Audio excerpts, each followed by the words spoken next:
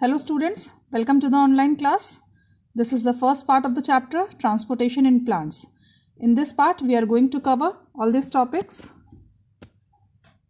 First of all, functions of water, then need of minerals, then root of a plant, then characteristics of roots, then imbibition, diffusion, types of cell membranes, osmosis, and lastly, types of osmosis. Okay, so let's begin. First of all, functions of water in the life of a plant.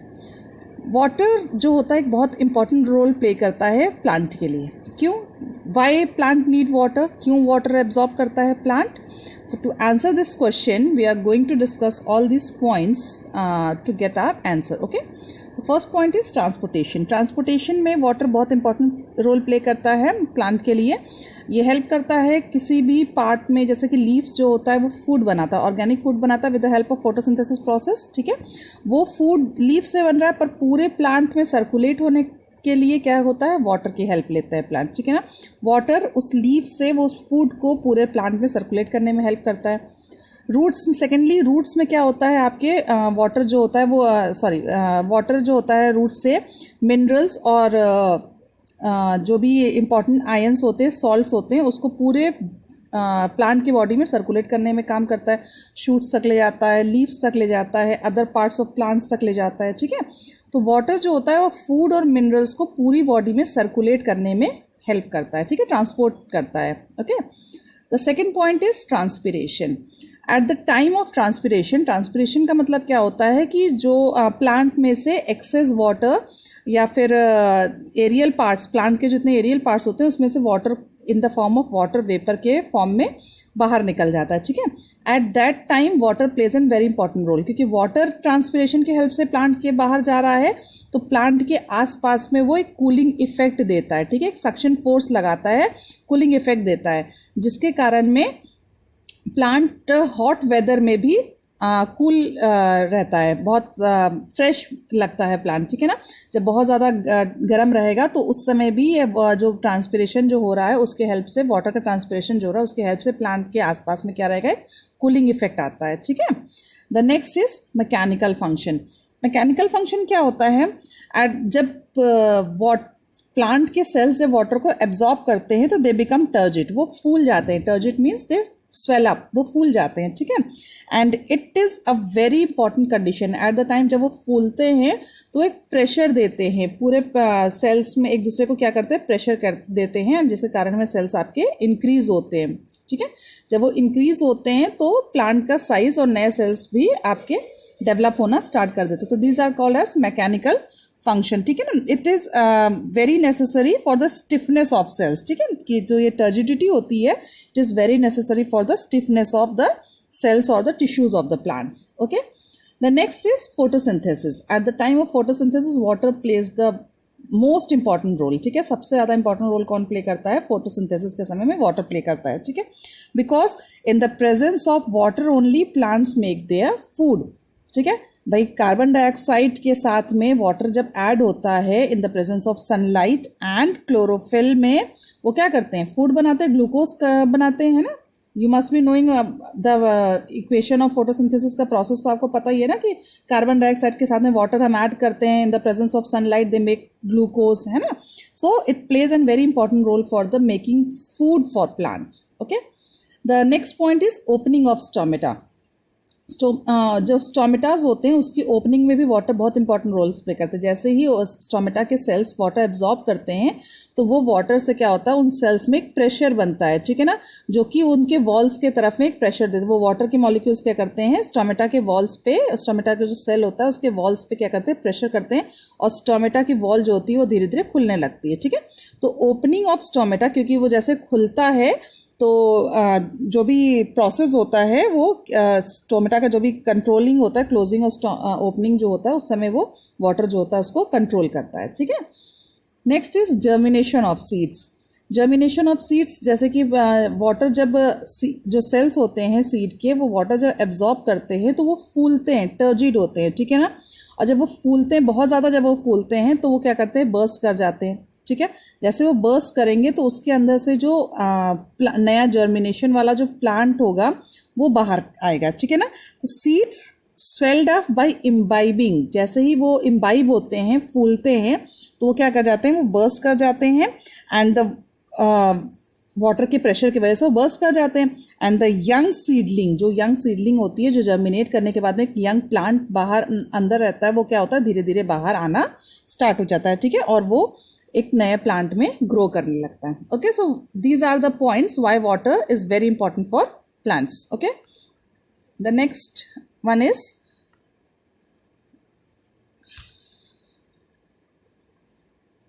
need of minerals. Need of minerals. Why plant needs minerals? Minerals are absorbed by roots from the soil as ions and salts. Minerals क्या होते हैं, roots के through absorb किए जाते हैं in the form of ions and salts. जो soil में minerals होता है वो रूट्स के थ्रू एब्जॉर्ब किए जाते हैं प्लांट्स के लिए, और प्लांट्स उस सॉइल और प्लांट्स उसको किस में फॉर्म में चेंज कर देता है, आयंस एंड सॉल्ट्स के फॉर्म में चेंज कर देता है, ठीक है ना। These are required by plants as constituents of cells and cell organelles. इनकी ज़रूरत क्यों पड़ती है, क्योंकि प्लांट्स की जो सेल और सेल ऑर्गेनल्स होते हैं उनके लिए ये एज अ कॉन्स्टिट्यूएंट वर्क करता है, ठीक है। Minerals are needed to maintain osmotic pressure within the cells and for the exchange of materials. Minerals क्या करता है, सेल में एक ऑस्मोटिक प्रेशर डेवलप करता है, ऑस्मोटिक प्रेशर मेंटेन करता है, और एक्सचेंज ऑफ मटेरियल्स, जो भी मटेरियल्स उन्हें एक्सचेंज करना होता है उसमें वो बहुत ज़्यादा इंपॉर्टेंट रोल प्ले करते हैं। Okay, that is why they need minerals for plants. Minerals कौन कौन से हो सकते हैं, जैसे कि नाइट्रोजन होता है आपका, मैग्नीशियम होता है, आयरन होता है, पोटेशियम होता है, phosphorus, calcium, sulphur. These are certain minerals which are required, which are used by plants from the soil, which are absorbed by the plants through roots from the soil in the form of ions and salts, ठीक है। तो ये सब जैसे कि आपके potassium जो होता है वो बहुत प्रोटोप्लाज्म के लिए बहुत ज़रूरी होता है, ठीक है। फॉस्फोरस जो होता है मिनरल होता है वो आपके at the time of cell division phosphorus बहुत इंपॉर्टेंट रोल प्ले करता है, ठीक है। कैल्शियम जो होता है वो सेल मेम्ब्रेन, जो सेल मेम्ब्रेन होती है उसकी सेमी परमिएबिलिटी को मेंटेन करके रखता है, ठीक है ना।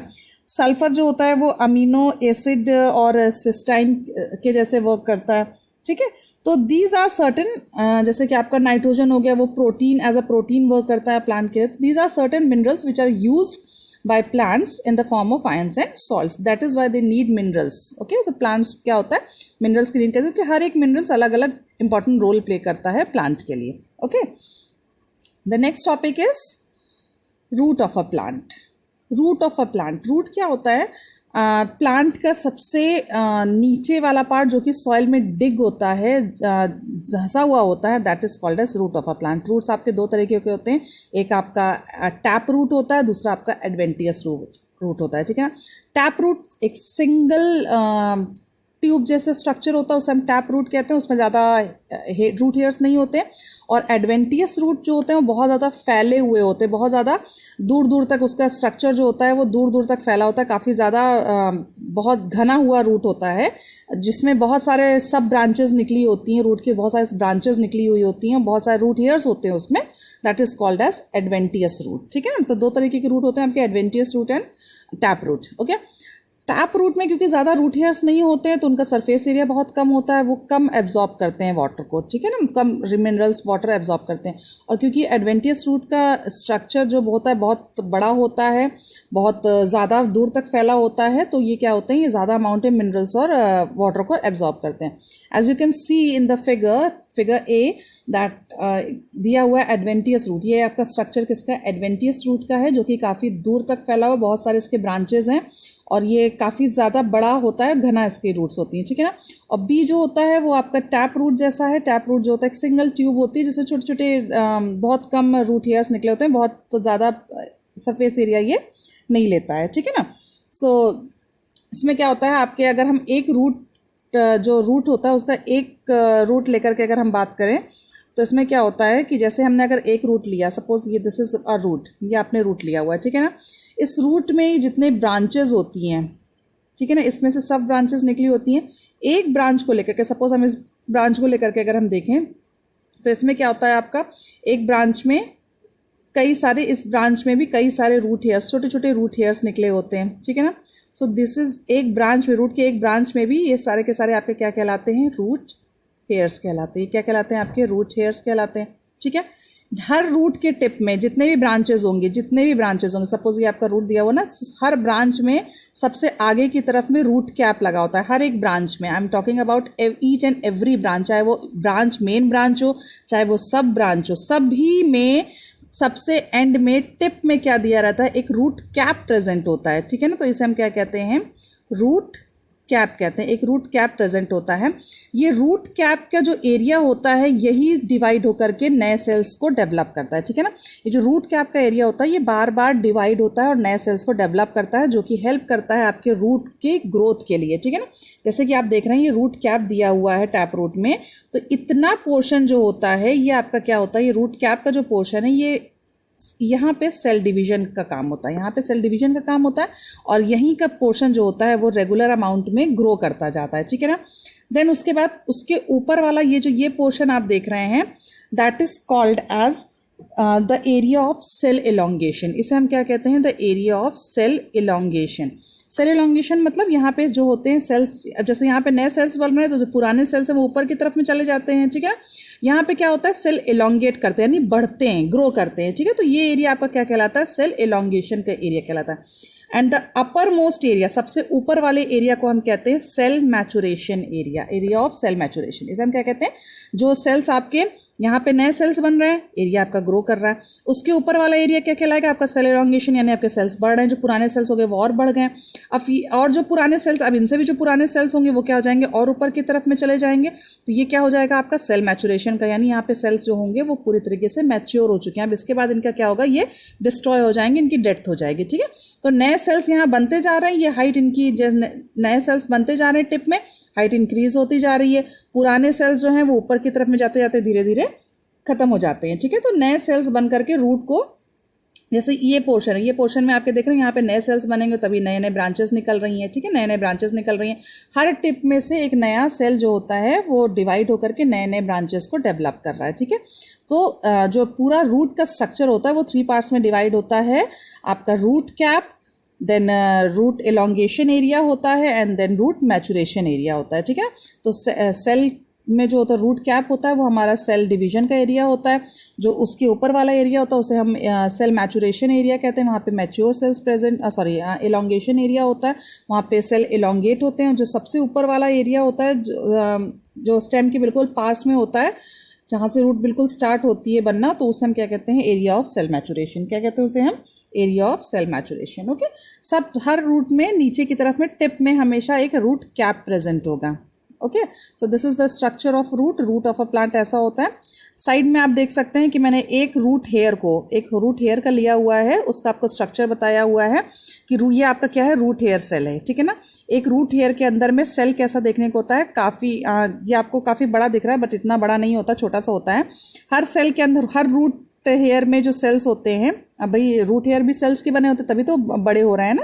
तो उसमें क्या होता है, वैक्यूल प्रेजेंट होता है, सेल वॉल होती है, साइटोप्लाज्म होता है, न्यूक्लियस होता है। तो रूट हेयर में क्या क्या चीज़ें पाई जाती हैं आपका, सबसे पहले वैक्यूल पाई जाती है रूट हेयर सेल में, सेल वॉल प्रेजेंट होता है, न्यूक्लियस प्रेजेंट होता है and the fourth plasm is cytoplasm, ठीक है। तो ये जो आपको ग्रीन एरिया दिख रहा है ये आपका साइटोप्लाज्म, पूरी तरीके से साइटोप्लाज्म फिल है। यहाँ पे न्यूक्लियस प्रेजेंट है, टिप में न्यूक्लियस प्रेजेंट है क्योंकि टिप ही आपका ग्रो करेगा, टिप में सेल डिवीजन होगा। तो यहाँ पे क्या होगा, आपका न्यूक्लियस जो होता है हमेशा टिप में पाया जाता है, ठीक है, क्योंकि सबसे पहले न्यूक्लियस डिवाइड होगा देन आपके बाद साइटोप्लाज्म डिवाइड होगा, ओके। एक वैक्यूल काफ़ी बड़ा लंबा सा होता है, जितना लगभग जितना बड़ा आपका रूट हेयर सेल होगा, जितना रूट हेयर का सेल होगा लगभग उतना ही बड़ा, काफ़ी लार्ज एरिया में वैक्यूल प्रेजेंट होता है, ठीक है। And cell membrane the outer structure is, जो आउटर कवरिंग होती है उसकी क्या होती है, साइटोप्लाज्म की आउटर कवरिंग को हम सेल मेम्ब्रेन कहते हैं, ठीक है। तो एक रूट हेयर सेल जो होता है उसका स्ट्रक्चर जो होता है 4 पार्ट्स में डिवाइड होता है, vacuole, cell wall, nucleus and cytoplasm, okay. I hope the structure of the root is clear to you. The next is characteristics of roots. This is very important. Characteristics of roots, 3 characteristics होते हैं root के। तो सबसे पहला होता है आपका use surface area. Root जो होता है जितना ज़्यादा बड़ा रूट होगा, जितना ज़्यादा फैला हुआ होगा, जैसे एडवेंटियस रूट जो होता है जितना ज़्यादा फैला होता है उतना ज़्यादा लार्ज अमाउंट में वो एरिया कवर करेगा, ठीक है ना। जितना ज़्यादा एरिया कवर करेगा उतना ज़्यादा वो वाटर एब्जॉर्ब करेगा, उतना ज़्यादा वो मिनरल्स एब्जॉर्ब करेगा और ज़्यादा हेल्दी बनेगा, ठीक है। तो क्या होता है, जितना ज़्यादा रूट का जो रूट होता है वो जितना ज़्यादा सरफेस एरिया कवर करता है उतना ज़्यादा वो मिनरल्स और वाटर को एब्जॉर्ब करता है, उतना ज़्यादा वो मिनरल्स वाटर जो होता है वो कवर करता है। Okay, the second is higher concentration of cell sap. Higher concentration of cell sap क्या होता है? सेल सैप क्या होता है? सबसे पहले तो हम सेल सैप देख लें कि सेल सैप क्या होता है। रूट के अंदर में रूट के अंदर में जो पोर्शन होता है जिसमें कि जैसे सेल सैप आपका एक्चुअल में होता क्या है, बहुत कम वाटर और ज़्यादा मिनरल्स जो होते हैं वो आयंस के फॉर्म में रूट्स में प्रेजेंट है। ज़्यादा अमाउंट में आप मिनरल्स ले लीजिए, उन्हीं आयंस को ले लीजिए, और कम बहुत थोड़ा सा वाटर ले लीजिए। इन दोनों का जब आप मिक्स कर देंगे तो इस मिक्सचर को हम कहते हैं सेल सैप। क्लियर? ज़्यादा अमाउंट में मिनरल्स, कम अमाउंट में वाटर, इन दोनों को अगर आप मिक्स कर देंगे तो that mixture is called as cell sap, जो कि रूट के सेल्स में प्रेजेंट होता है। ठीक है, तो सेल सैप क्या होता है? रूट में प्रेजेंट सेल में रूट के जो सेल्स होते हैं उसमें प्रेजेंट होता है, और इसमें ज़्यादातर अमाउंट में मिनरल्स होता है और कम अमाउंट में वाटर होता है। इसीलिए इसका कंसंट्रेशन जो होता है बहुत ज़्यादा हाई होता है, क्योंकि वाटर बहुत कम होता है। ठीक है ना, तो इसका कंसंट्रेशन क्या हो जाता है? हाई हो जाता है। ठीक है, अब हायर कंसंट्रेशन ऑफ सेल, क्योंकि सेल सैप में कंसंट्रेशन बहुत ज़्यादा है। अच्छा, बाहर से जो हम पानी दे रहे हैं रूट्स में, उस वाटर का कंसंट्रेशन बहुत लो होता है, क्योंकि उसमें ज़्यादातर अमाउंट पूरा वाटर रहता है, ज़्यादा वाटर रहता है। ठीक है, तो उसका कंसंट्रेशन बहुत लो होता है। ठीक है, तो जैसे ही वाटर आप देंगे तो क्योंकि अंदर सेल के अंदर का concentration, I can show you, see here, as you see कि ये जैसे कि आपका ये सेल है, ठीक है ना, ये रूट का सेल है। ठीक है, इसके अंदर पे सेल सैप भरा हुआ है। इसके अंदर क्या भरा हुआ है? Cell SAP. सेल सैप क्या है मैंने आपको क्लियर कर दिया। अब इसका कंसंट्रेशन कैसा है? हाई है। इसका कंसंट्रेशन कैसा है? हाई कंसंट्रेशन है। बाहर में जो वाटर है उसका कंसंट्रेशन कैसा है? लो है। इसका कंसंट्रेशन आपका हाई है, इसका कंसंट्रेशन लो है। जैसे ही हम बाहर से वाटर इसके अंदर देंगे, ये क्या करेगा, क्योंकि इसका कंसंट्रेशन बहुत ज़्यादा है, तो ये क्या करेगा, ये बहुत ही कम वाटर को अंदर की तरफ में आने देगा। मतलब जितनी ज़रूरत होगी उतना ही वाटर लेगा, एक्सेस वाटर नहीं लेगा, क्योंकि ऑलरेडी इसका कंसंट्रेशन अंदर की तरफ में बहुत ज़्यादा हाई है। तो इट हेल्प्स, तो सेल सैप हेल्प करता है एक्सेस वाटर को अंदर ना जाने के लिए। ठीक है, तो सेल सैप का इंपॉर्टेंट रोल क्या है, क्या कैरेक्टरिस्टिक है रूट का? क्योंकि इसके पास में सेल सैप है, तो सेल सैप बहुत इंपॉर्टेंट रोल प्ले करता है कि एक्सेस अमाउंट में, बहुत ज़्यादा एक्सेस अमाउंट में वाटर रूट के अंदर ना जा पाए। ठीक है, so this is called as higher concentration of cell sap, क्योंकि सेल सैप का कंसंट्रेशन बहुत हाई होता है, इसलिए वो एक्सेस अमाउंट में लोअर कंसंट्रेशन के वाटर को अंदर बहुत ज़्यादा नहीं आने देता है। ठीक है, जितना उसको चाहिए उतना ही सिर्फ। Okay, the third point is thin walls of root hair. अब रूट्स होते हैं या रूट हेयर्स होते हैं, उनकी वॉल्स बहुत थिन होती है। They have a semi permeable membrane. उनके वॉल्स, सेमी परमिएबल मेम्ब्रेन जो होता है, क्या ऐसा मेम्ब्रेन होता है जो कि सिर्फ बहुत कम ही चीज़ों को अलाउड करता है, बहुत पर्टिकुलर चीज़ों को अलाउड करता है अपने थ्रू अंदर जाने के लिए, और सभी चीज़ों को अलाउड नहीं करता है। ठीक है, तो इट इज़ ये ऐसा मेम्ब्रेन होता है जो बहुत कम चीज़ों को अलाउड करता है, सभी चीज़ों को अलाउड नहीं करता। तो it has a very thin, तो जो रूट हेयर्स होती है बहुत थिन वॉल्स होती हैं, बहुत सेमी परमिएबल वॉल्स होती हैं, जो कि कुछ ही चीज़ों को अलाउड करती हैं अंदर जाने के लिए और बहुत ज़्यादा अलाउड नहीं करती। ठीक है, so the wall of root hair act as a semi permeable membrane जैसे एक्ट करती है। It allows limited things only, क्या करती है, सिर्फ लिमिटेड थिंग्स को ही अलाउड करती हैं। Okay, so this was the third characteristic of roots. I hope this is clear to you. Okay, the next one is process of absorption and conduction of water and minerals. तो absorption of water और minerals में certain कई सारे processes use होते हैं plants के through. सबसे पहला होता है आपका imbibition, then diffusion, then osmosis, then active transport, and then lastly turgidity and flaccidity. हम एक एक करके ये सारे के सारे मेथड्स पढ़ने वाले हैं, किस तरीके से प्रोसेस होता है एब्जॉर्प्शन का, और वाटर कंडक्शन का प्रोसेस कैसे होता है, मिनरल्स और फूड को कैसे कंडक्ट करते हैं वाटर के थ्रू, कैसे एब्जॉर्ब होता है रूट से वाटर और मिनरल्स। ये सारा का सारा हम इन्हीं 5 प्रोसेस के थ्रू पढ़ेंगे। ठीक है, ओके।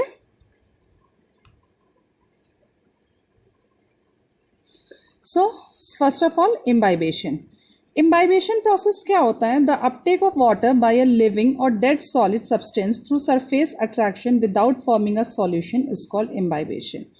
इम्बाइबेशन क्या होता है कि जब सिंपल लैंग्वेज में अगर मैं समझाऊँ आपको, तो आपने घर पे चने भिगोते होंगे, चने सबके घर में भीगते हैं, ठीक है ना। आप उसको रात में तो पानी लीजिए, एक छोटी सी कटोरी लीजिए और कम से कम 500 ग्राम चने को उसमें भिगो दीजिए, ठीक है ना। ऊपर से लिड ढक दीजिए, ठीक। जब वो फूलेंगे, रात भर में वो फूल जाएंगे और फूलने के बाद में क्या होगा, वो जो लिड ऊपर ढकी हुई है उसको, क्योंकि पानी कम था, स्पेस कम है और चने ज़्यादा हैं, तो वो क्या करेंगे, वो बाहर जैसे फूलेंगे वो स्पेस ज़्यादा लेंगे और बाहर आना शुरू कर देंगे, ठीक है ना। वो उस लिड को खोल करके बाहर गिरने लग जाएंगे। That is called as imbibition. किसी चीज़ को टर्जिट करना, फुलाना के प्रोसेस को हम कहते हैं imbibition. The uptake of water by living और डेड सॉलिड, ठीक है ना। प्लांट के लैंग्वेज में क्या करता है, वाटर को एब्जॉर्ब करना, चाहे वो लिविंग सेल हो चाहे वो डेड सेल हो, ठीक है ना। वो क्या करते हैं, जब प्लांट के सेल्स इवन कंडीशंस अप्लाई करती है दोनों के लिए, लिविंग सेल्स के लिए भी डेड सेल्स के लिए। जब प्लांट के सेल्स वाटर को एब्जॉर्ब करते हैं थ्रू सरफेस वाटर को जब एब्जॉर्ब करते हैं तो उनमें क्या होता है, वो क्या करते हैं, इम्बाइब कर जाते हैं, वो टर्जिड हो जाते हैं, फूल जाते हैं, ठीक है ना। और वो अपने आप, उनका जो सेल्स होता है वो ज़्यादा एरिया कवर करने लगता है, ठीक है। तो that process is called as imbibition. इस प्रोसेस क्या कहते हैं, इम्बाइबेशन कहते हैं। अब क्योंकि वो अपना एरिया ज़्यादा कवर करेंगे तो उससे क्या होगा कि उसमें जो इसके जो वॉल है, सेल की वॉल पे वो प्रेशर पड़ेगा। जब प्रेशर पड़ेगा तो सेल वॉल क्या करेगी, वो ब्रेक हो जाएगी, ठीक है। तो eight the time of germination, जब जर्मिनेशन होता है तो हम जब सीड को पानी में भिगोते हैं, सीड को जब हम सॉइल में डिग करते हैं तब क्या होता है, हम उसमें अच्छे से पानी, खूब सारा पानी देते हैं, ठीक है ना। उस ज़्यादा पानी में रेगुलर उसको डेली उससे पानी देते हैं। क्यों? क्योंकि उस पानी को एब्जॉर्ब करने के बाद में सीड में जो सेल वॉल है वो क्या करेगी, वो सीड उस वाटर को एब्जॉर्ब करेगा और सेल वॉल जो होगी उस वाटर को जब वो एब्जॉर्ब करेगा तो सेल में वो सीड में क्या होगा, उसके सेल्स जो होंगे वो फूलेंगे।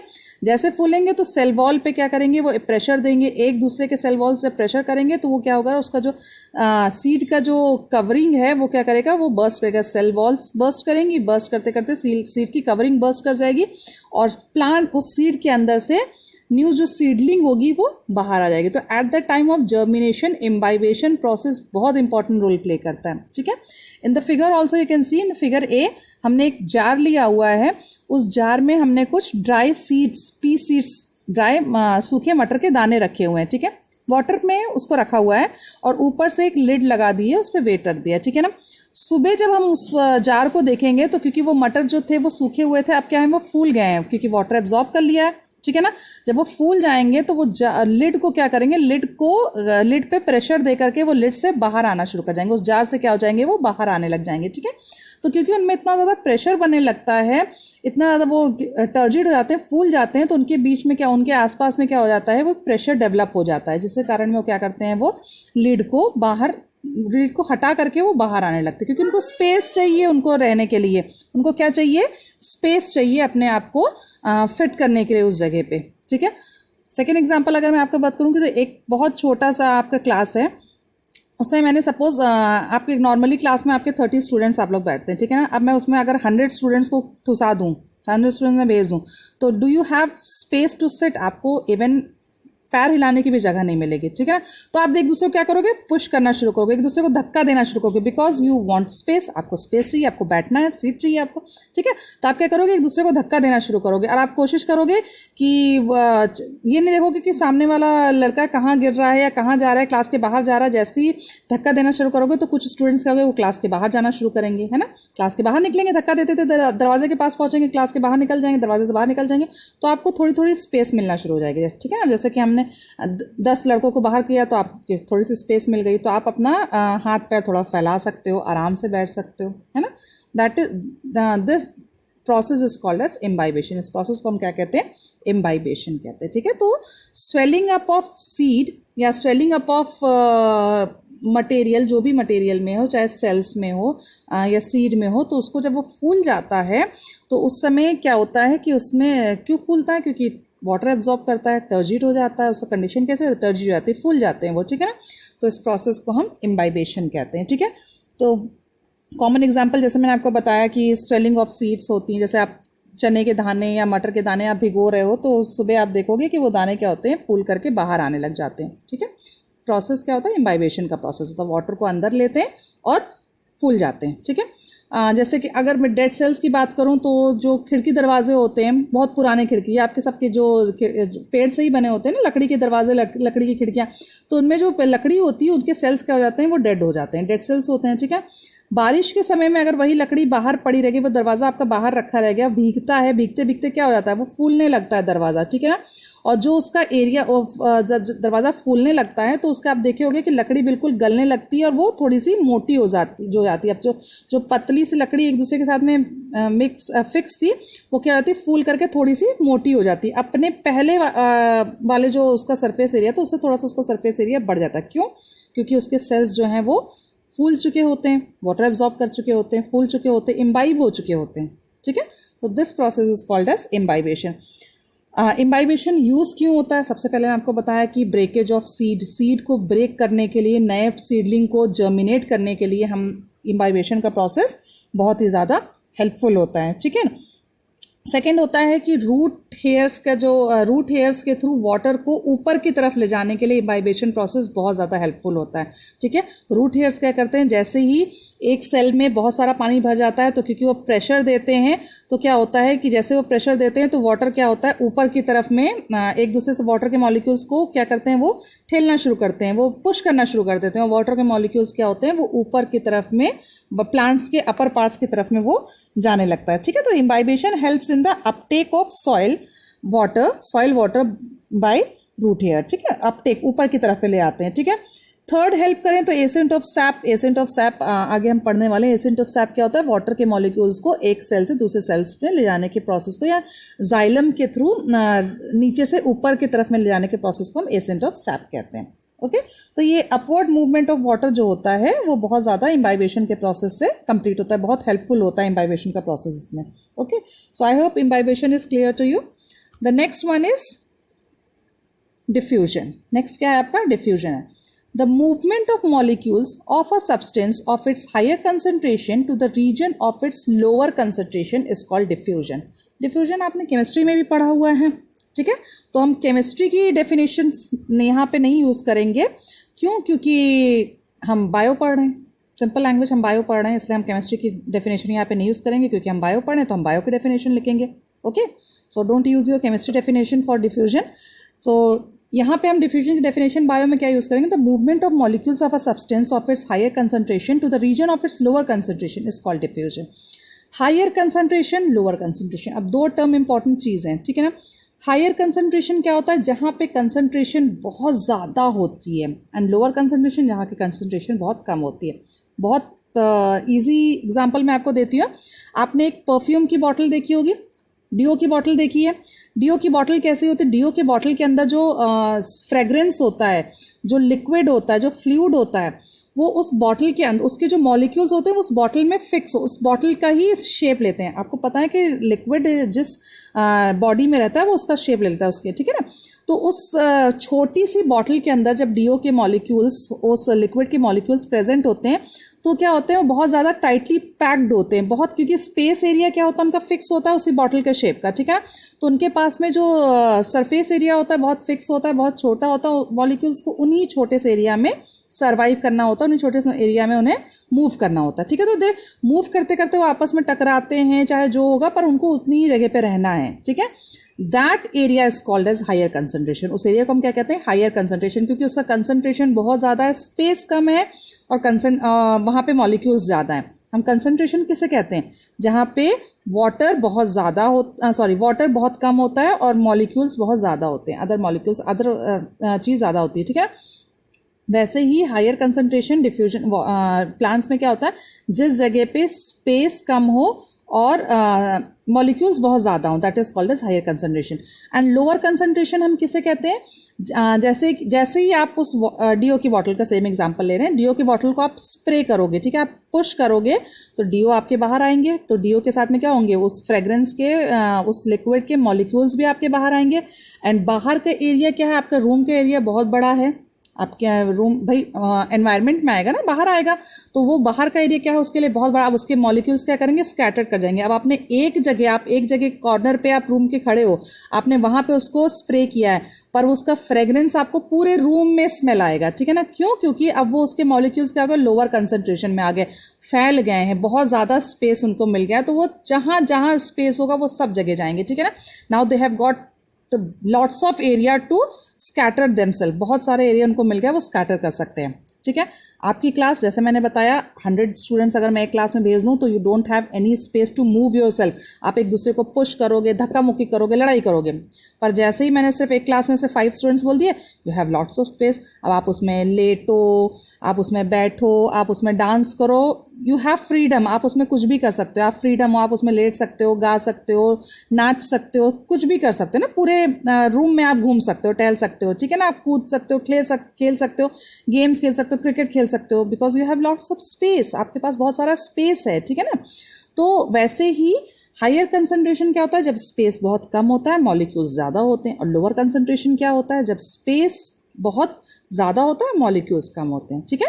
तो डिफ्यूजन का प्रोसेस क्या होता है, the movement of molecules of substance, किसी सब्सटेंस के मॉलिक्यूल्स का मूवमेंट हायर कंसंट्रेशन से लोअर कंसंट्रेशन की तरफ में जाने के मूवमेंट को हम कहते हैं डिफ्यूजन, ठीक है। ये प्लांट्स में कैसे हेल्प करते हैं, प्लांट्स में हायर कंसंट्रेशन से लोअर कंसंट्रेशन की तरफ में जब मॉलिक्यूल्स मूव करते हैं, यहाँ मॉलिक्यूल से मेरा मतलब है मिनरल्स, ठीक है ना। मिनरल्स जो एब्जॉर्ब होते हैं वो हायर कंसंट्रेशन से लोअर कंसंट्रेशन की तरफ में जब जाते हैं तो इस प्रोसेस को हम क्या कहते हैं, डिफ्यूजन कहते हैं, ठीक है। अब हायर कंसंट्रेशन लोअर कंसंट्रेशन कुछ भी हो सकता है, ठीक है। जहाँ पे स्पेस ज़्यादा है that is called as lower concentration, जहाँ पे स्पेस कम है, मॉलिक्यूल्स टाइटली पैक्ड है, that is called as higher concentration, ठीक है। तो जिस जगह पे आपके मॉलिक्यूल्स किसी सब्सटेंस के हायर कंसंट्रेशन से लोअर कंसंट्रेशन की तरफ जाते हैं that is called as diffusion. As you can see in the example, नीचे फिगर दिया हुआ है, फिगर्स में आप देख सकते हैं कि पानी के अंदर हम लोगों ने कुछ बॉल्स डाली हुई हैं, अब वो क्या कर रहे हैं, वो थोड़ी सी जगह पे जाकर के बैठ गए हैं, तो वो उनका जो एरिया है वो हायर कंसंट्रेशन है, ठीक है ना। जैसे ही वो धीरे धीरे पूरे बॉल्स स्कैटर होंगे, पूरे ग्लास में जब वो मिलने लग जाएंगे, उसके मॉलिक्यूल्स पूरे ग्लास में वो घूमने लग जाएंगे, तो अब ये एरिया आपका क्या कहलाएगा, लोअर कंसंट्रेशन, क्योंकि उनको स्पेस मिल गया, उनको बहुत ज़्यादा स्पेस मिल रहा है पूरे ग्लास में घूमने का, मॉलिक्यूल्स कम थे, स्पेस ज़्यादा था, तो पूरे ग्लास में घूम रहे हैं, ठीक है ना। So they have move from higher concentration to lower concentration. As मैंने परफ्यूम की बॉटल का आपको एग्जाम्पल दिया, परफ्यूम में मॉलिक्यूल्स बहुत टाइटली पैक्ड थे, जैसे आपने स्प्रे किया उनको स्पेस मिल गया, उनको काफ़ी जगह घूमने को मिल गया, ठीक है, तो वो हायर कंसंट्रेशन से लोअर कंसंट्रेशन की तरफ में चले गए, ठीक है। तो the movement of minerals or molecules of a substance from higher to lower is called as diffusion. I hope this is clear to you. Diffusion में कोई confusion नहीं होनी चाहिए अब, ठीक है। The next one is osmosis. Osmosis से पहले हम types of cell membrane पढ़ लेते हैं। पहले cell membranes क्या होते हैं। सेल मेम्ब्रेन आपको पहले ही पता है कि सेल चैप्टर में हमने सेल मेम्ब्रेन पढ़ा है कि सेल मेम्ब्रेन क्या होता है, आपका सेल साइटोप्लाज्म की जो कवरिंग होती है सेल वॉल के, जो कि साइटोप्लाज्म को एक शेप देती है, that is called as cell membrane और सेल वॉल, आप दोनों चीज़ कह सकते हैं, ठीक है ना। तो दो टाइप्स के होते हैं, सेमी परमिएबल मेम्ब्रेन होता है, दूसरा होता है आपका selectively permeable membrane. Semi permeable membrane क्या होता है, ऐसी मेम्ब्रेन जो कुछ ही चीज़ों को अपने आर पार जाने दे, सेल मेम्ब्रेन से अंदर और सेल मेम्ब्रेन के बाहर जो एक्सचेंज होता है मटेरियल का, वो जब सेमी परमिएबल मेम्ब्रेन के थ्रू होता है तो वो क्या होता है, सेमी परमिएबल मेम्ब्रेन यानी कुछ ही चीज़ों को वो अंदर बाहर आने देती है। सेलेक्टिवली परमिएबल मेम्ब्रेन क्या होता है, सेलेक्टिवली परमिएबल मेम्ब्रेन सिर्फ सेलेक्टेड चीज़ें, वो हर किसी को नहीं आने देते, ओनली सेलेक्टेड चीज़ों को ही वो सिर्फ अंदर बाहर जाने देती है, जो उसको परमिशन, मतलब वो सिर्फ सेलेक्ट करती है कि हाँ सिर्फ वाटर के मॉलिक्यूल से आ सकते हैं या फिर सिर्फ मिनरल के मॉलिक्यूल से आ सकते हैं, सिर्फ उन्हीं को अगर अंदर बाहर जाने देंगे तो that is called as selectively permeable membrane. उन्हें हम क्या कहते हैं, सेलेक्टिवली परमिएबल मेम्ब्रेन कहते हैं। Okay, so you have understood about the cell membranes now see what is osmosis. Okay, It is the diffusion of water molecules through a semi-permeable membrane from a region of higher concentration of water molecules to the region of lower concentration of water molecules. अब यहाँ पे क्या है, same वही चीज़ है, higher concentration से lower concentration की तरफ में मूवमेंट हो रहा है मॉलिक्यूल्स का, पर only of water molecules. Diffusion और ऑस्मोसिस में सिर्फ डिफरेंस कितना है, डिफ्यूजन में हम कोई भी मॉलिक्यूल्स यूज़ कर सकते हैं, वाटर के मॉलिक्यूल्स हो सकते हैं, मिनरल्स के मॉलिक्यूल्स होते हैं, एनी सब्सटेंस के मॉलिक्यूल्स हमने उसमें लिखा था ना, तो it can be water, it can be minerals.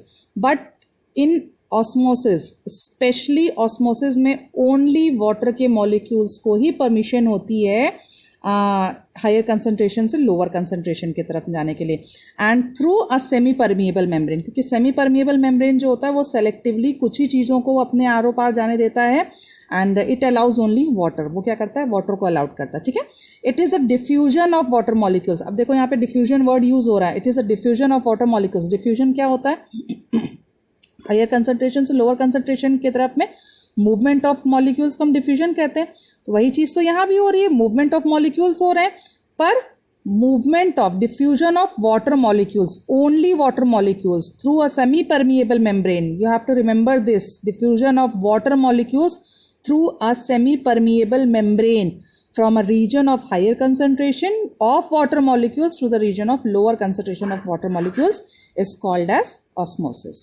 Okay, I hope osmosis is clear to you. Osmosis और diffusion का प्रोसेस एक ही होता है, डिफरेंस सिर्फ इतना होता है, डिफ्यूजन में हम कोई भी मॉलिक्यूल सब्सटेंस की यूज़ करते हैं मूवमेंट के लिए, एंड ऑस्मोसिस में we use only water molecules through semi permeable membrane.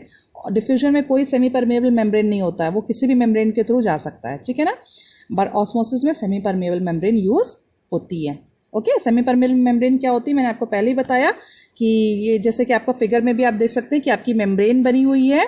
ठीक है, यहाँ से क्या water molecules can pass through pores of the size. अब जैसे सेमी परमिएबल मेम्ब्रेन में जहाँ जहाँ पोर्स हैं वहाँ से वाटर मॉलिक्यूल्स आपकी ईजिली पास हो सकते हैं. ठीक है, sugar molecules can not pass through pores, क्योंकि शुगर मॉलिक्यूल्स, अब ये जो बड़े बड़े आपके जो मॉलिक्यूल्स, बड़े बड़े जो सर्कल्स दिख रहे हैं वो आपके शुगर मॉलिक्यूल्स हैं, और जो छोटे छोटे सर्कल्स दिख रहे हैं वो आपके वाटर मॉलिक्यूल्स हैं. ठीक है, तो वाटर मॉलिक्यूल्स क्या कर रहे हैं, वो पास कर सकते हैं क्योंकि स्पेस जो है वो कम है, पर शुगर मॉलिक्यूल्स का सरफेस एरिया ज़्यादा है तो वो इन पोर्स के थ्रू पास नहीं कर सकते. तो ये आपकी सेमी परमिएबल मेम्ब्रेन है जो कि सिर्फ वाटर को ही परमिशन दे रही है पास होने के लिए, क्योंकि उनका जो मेम्ब्रेन का जो स्पेस है वो कम है. ठीक है ना, कुछ क्या होते हैं सेमी परमिएबल मेम्ब्रेन के थ्रू सिर्फ वाटर मॉलिक्यूल्स को ही पास होने की परमिशन है, क्योंकि उनका जो मॉलिक्यूल्स का जो सरफेस एरिया होता है बहुत ज़्यादा कम होता है. ठीक है, बहुत ज़्यादा छोटा होता है. ठीक है, और शुगर का बहुत ज़्यादा, मिनरल्स का जो होता है, शुगर के आयंस के सॉल्ट्स के, इनका सरफेस एरिया बड़ा होता है, इसलिए परमिशन नहीं देते हैं. Okay, so this is called as semi permeable membrane. So osmosis is clear to you. The next topic is types of osmosis. Okay, okay, types of osmosis. The first one is endoosmosis. It is the inward movement of water into a cell through a semi-permeable. जब कभी osmosis यानी water molecules अगर cell के अंदर आ रहे हैं, ठीक है, तो इस प्रोसेस को हम क्या कहते हैं, एंडोऑस्मोसिस. यानी मूवमेंट ऑफ वाटर क्या हो रहा है, बाहर से अंदर की तरफ में, यानी बाहर का वाटर सेल के अंदर जा रहा है, मूव कर रहा है, तो that is called as endosmosis. और अगर अंदर का वाटर यानी सेल के अंदर का वाटर बाहर मूव कर रहा है, सेल के बाहर जा रहा है, तो दैट इज कॉल्ड एज एक्सोऑस्मोसिस. एक्सो मतलब एग्जिट, बाहर जाना, एंडो मतलब इनर, अंदर आना. ठीक है, तो endosmosis it is the inward movement of water into a cell through a semi permeable membrane, and exosmosis it is the outward movement of water from a cell through a semi permeable membrane. Okay, water के movement को cell में अंदर आने को हम endosmosis कहते हैं, water के मूवमेंट को सेल से बाहर जाने को हम एक्सोऑस्मोसिस कहते हैं. Okay, so I hope osmosis आपको क्लियर हो गया, टाइप्स ऑफ ऑस्मोसिस क्लियर हो गया. In the next slides we are going to discuss the next topics of this chapters. Till now this much only. Thank you. God bless you.